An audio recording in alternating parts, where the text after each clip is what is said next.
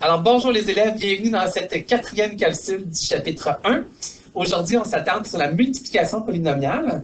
Et je t'amène tout de suite à la page 13 dans tes notes de cours. Donc, on va retourner un peu au primaire, regarder un peu qu'est-ce que ça veut dire la multiplication, parce que l'essence même de la multiplication reste dans la multiplication polynomiale. Alors, je commence avec du très, très difficile, attention. 2 fois 3, ça donne 6. Qu'est-ce que ça veut dire 2 fois 3? Ben, quand on compte des tuiles sur le plancher, des tuiles au plafond, chez le dentiste, des fois on attend puis on compte les tuiles, ben, c'est plus vite de multiplier que d'additionner. Donc, on peut faire l'aire d'un rectangle avec une multiplication.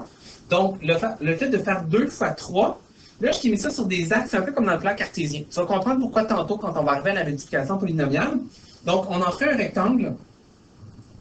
Je vais essayer de faire ça le plus droit possible. Donc, on voit l'aire d'un rectangle apparaître. Il est divisé en 2 en hauteur, il est divisé en 3 en largeur.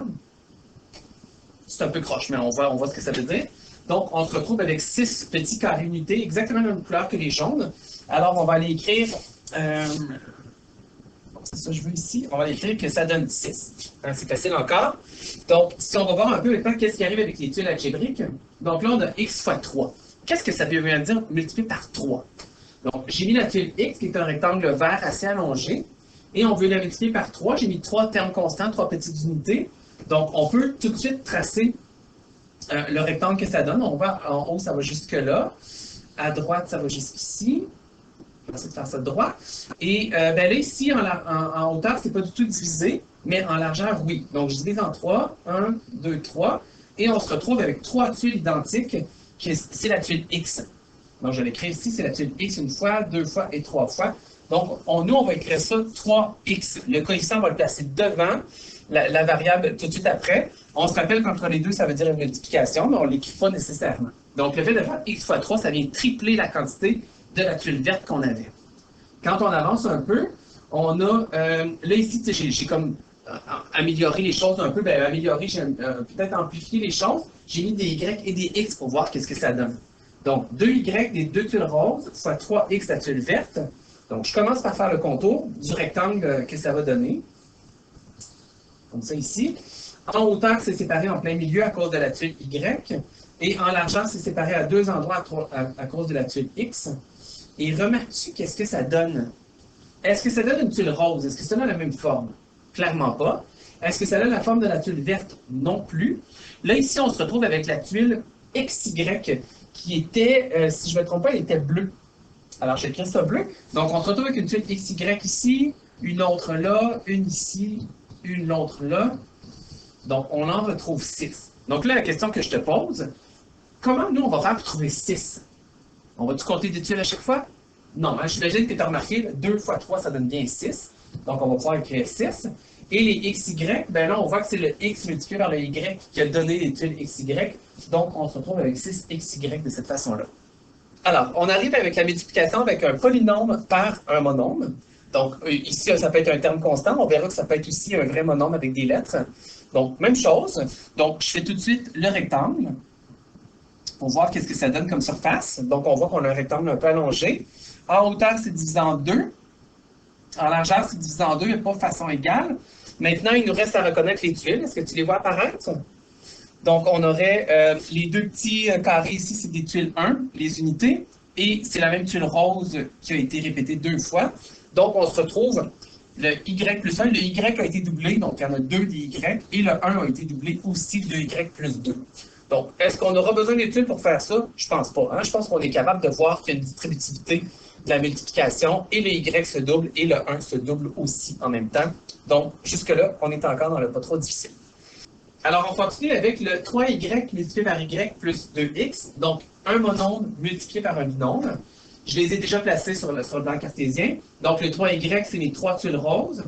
Dans le binôme, j'ai y plus 2x, donc ils sont placés sur l'axe horizontal. Et on y va de la même façon, donc on peut aller faire le rectangle qui donne la surface. Donc, la multiplication sert souvent à trouver des surfaces. En hauteur, je divise en 2. En fait, je fais 2 lignes, mais ça divise en 3 parties égales. Donc, c'est les 3y qui donnent ça.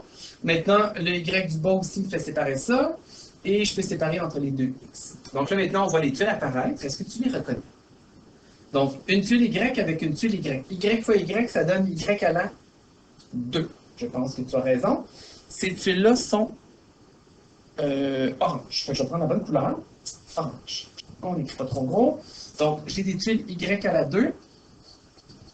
J'en ai 3. Ensuite, est-ce que tu vois dans les 6 tuiles qui apparaissent ici, ce sont quelles sortes de tuiles? On les a vues tantôt. Ces tuiles-là, je ne vais pas me tromper de la couleur, sont bleues. Donc, je vais les faire en bleu. Donc, c'est des tuiles qui donnent Y avec X. Donc, c'est des tuiles XY. Il y en a 6. Je suis content de faire les 6. Et maintenant, ben, on peut écrire la réponse. Donc, dans la réponse, ben, on a 3Y à la 2 plus les 6XY. Est-ce que tu vois bien, juste algébriquement, comment on va trouver 3Y à la 2? Hein? C'est le 3Y fois le Y qui devient Y à la 2. On a la distribution de ce côté-ci, 3 fois 2 qui donne le 6, X avec le Y donne des XY. Donc, l'étude, ça nous permet de voir d'où ça sort, mais on va essayer d'apprendre algébriquement à y arriver assez facilement. Donc, dans le bas ici, on en a quelques-unes pour se pratiquer. Donc là, on lâche les tuiles, puis on va les multiplier juste pour se pratiquer. J'en fais quelques-uns avec toi. Je vais quand même t'en laisser finir pour pas que la calcul soit trop longue. Donc, dans la multiplication, quand on a un mononcle qui multiplie une parenthèse, ben, il va falloir faire 2 multiplications. Puis j'y vais en couleur. Tu peux faire la même chose que moi dans tes notes de cours si tu veux. Il faut que tu barbouilles en même temps. Comme ça. Donc, on a la multiplication en bleu, moins 4b à la 2 fois a. Donc, le a, c'est 1a. Donc, dans les coefficients, ça ne change pas grand-chose. Donc, je fais moins 4 fois 1, ça donne moins 4. Là, je voudrais être en bleu. Je vais y arriver. Donc, j'ai moins 4. Là, après ça, dans les variables, j'ai a fois b à la 2. Mais là, c'est 2 variables différentes. Donc, je vais avoir a et b à la 2. Je ne peux pas les combiner ensemble. Ce n'est pas les mêmes variables. Multiplication en rouge maintenant.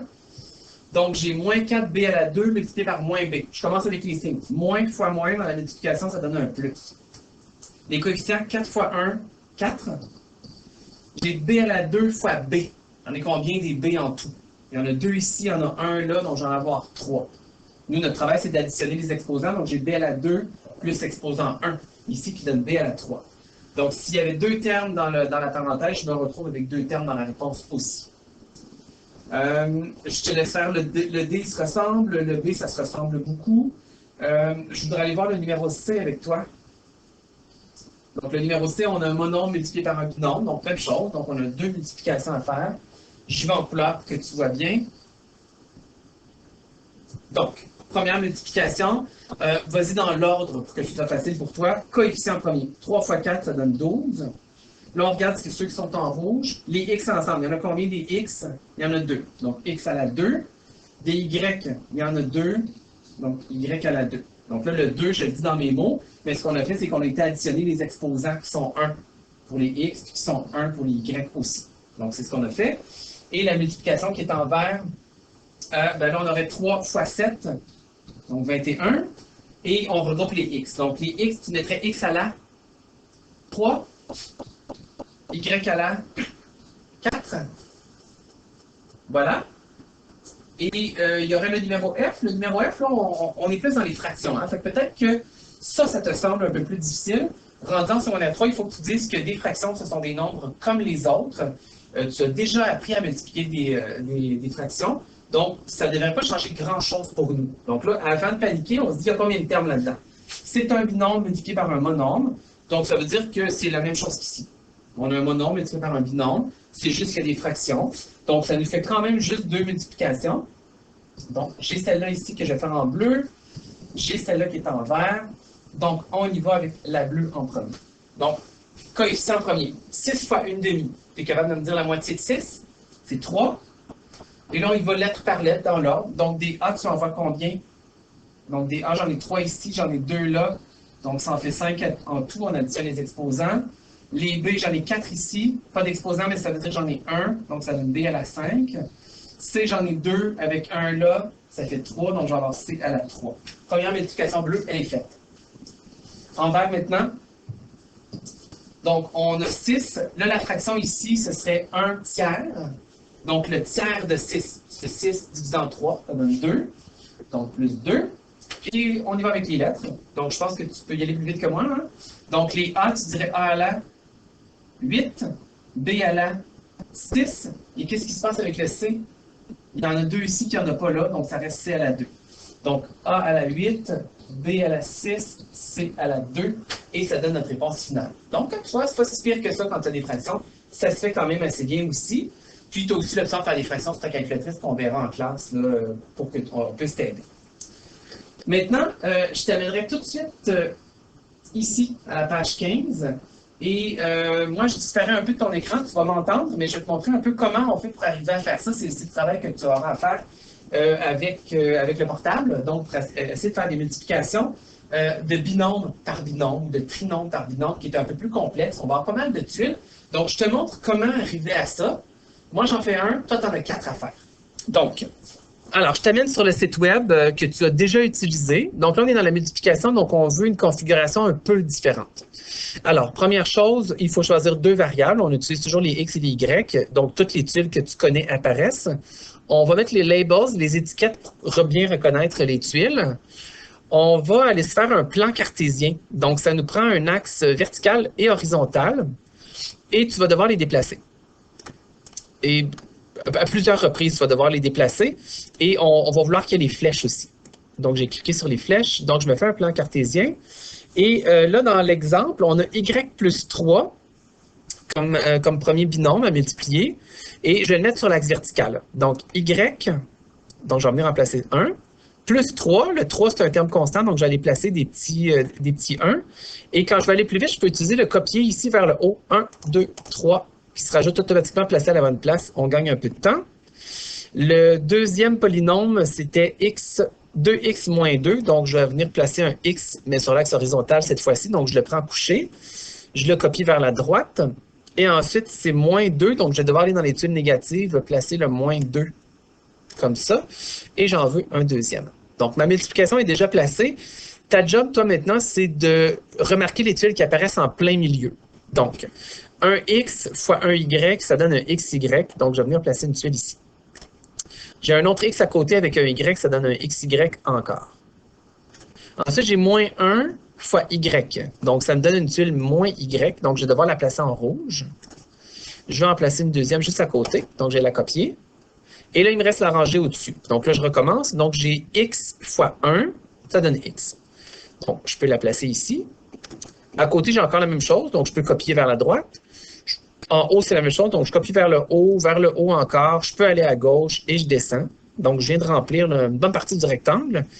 Et qu'est-ce qui reste maintenant dans le coin ici? C'est des moins 1 fois 1. Un négatif fois un positif, ça donne un négatif. Donc, je vais devoir aller piger dans les tuiles rouges. Je vais la placer comme il faut.